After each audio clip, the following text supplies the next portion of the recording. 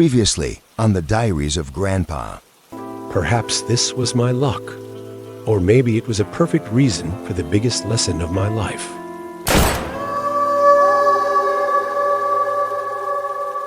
I told you, never ever approach a wild wolf quietly from behind. Unfortunately, I learned this the hard way. When I felt the wind of the bullet in my left ear, I saw that death could find you at the most unexpected moment. I froze and couldn't move.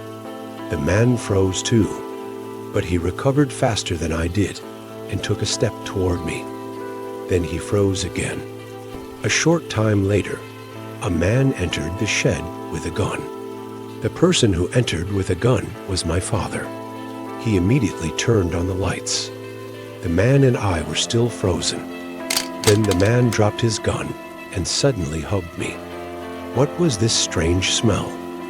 "This man smells strange," I said to my dad. He came closer to us and said just one thing. "Dad?"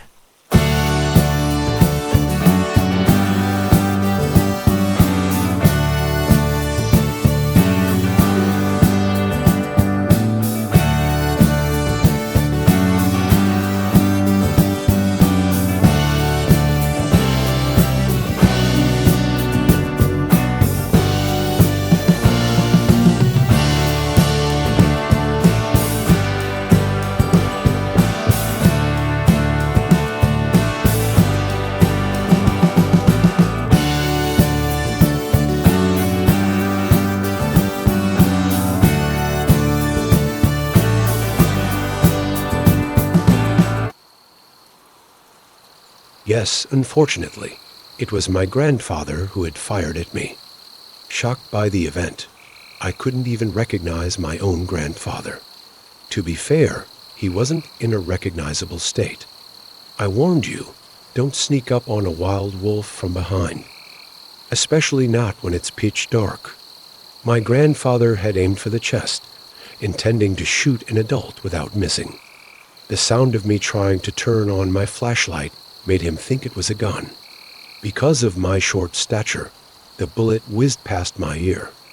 If I had been an adult, I would have been shot in the chest or stomach. After hugging me tightly, my grandfather rushed into the house through the back door to change his clothes. I couldn't make sense of it. What on earth was happening here? My father quickly knelt beside me and said,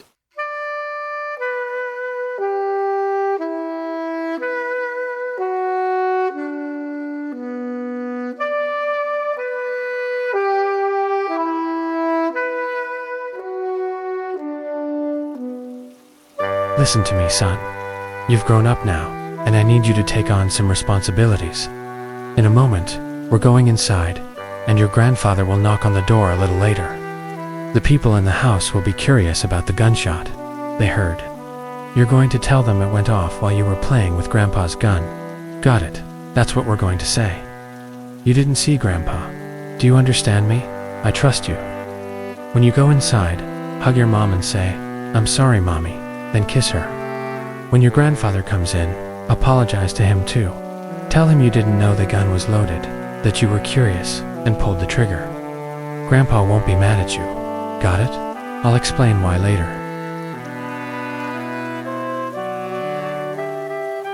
I followed my father's instructions. We went inside, and I hugged my mom and apologized.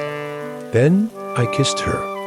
Meanwhile, my grandfather knocked on the front door and came in.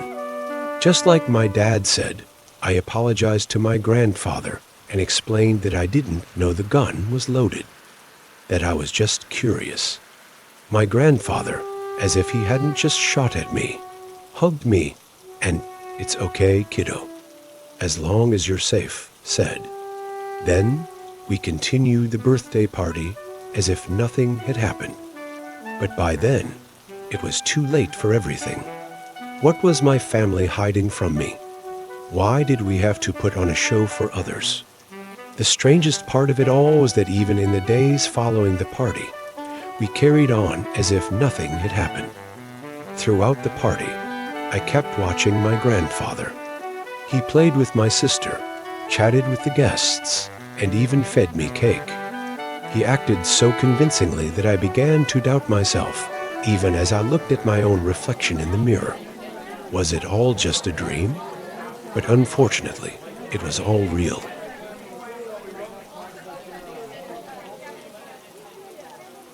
After the party ended, my father and grandfather went into the study. I followed them to talk. Before the door closed, I caught a glimpse of my grandfather tossing a notebook or book at my father. As I got closer to the door, I heard my grandfather say, "This time I got so close. I'm losing my mind. You won't believe what I found.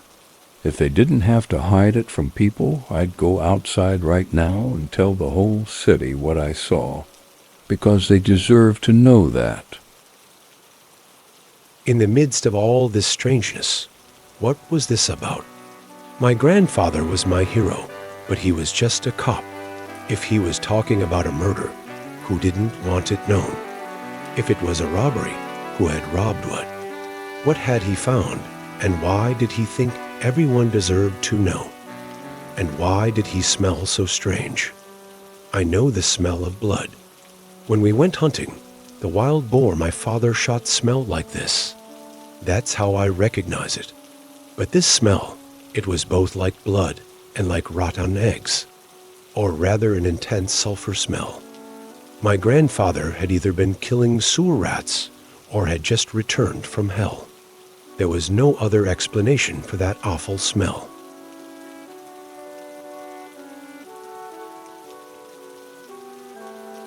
As I wrestled with these questions, my grandmother quietly approached me. It seemed sneaking up on people was a family tradition. She gestured for me to come closer. I went to her. She stroked my face, but her hands were ice cold, and she didn't speak. We started heading toward the stairs. Then my grandfather called out. He asked, "Are you eavesdropping?" I replied, "No, I was just going downstairs with Grandma." He shouted like, "Get over here right now." I took a step forward, and he yelled, "Hurry up." I reached out to hold my grandmother's hand, but she wasn't there behind me. My fingers started to go numb. I guess this is what real fear feels like. I turned toward my grandfather to run, but I only managed 3 steps. Before I fell, I heard a sound like the wind of a bullet, but it was a whisper. The last thing I heard before I hit the ground was the whisper. "I've come for you. Close your eyes."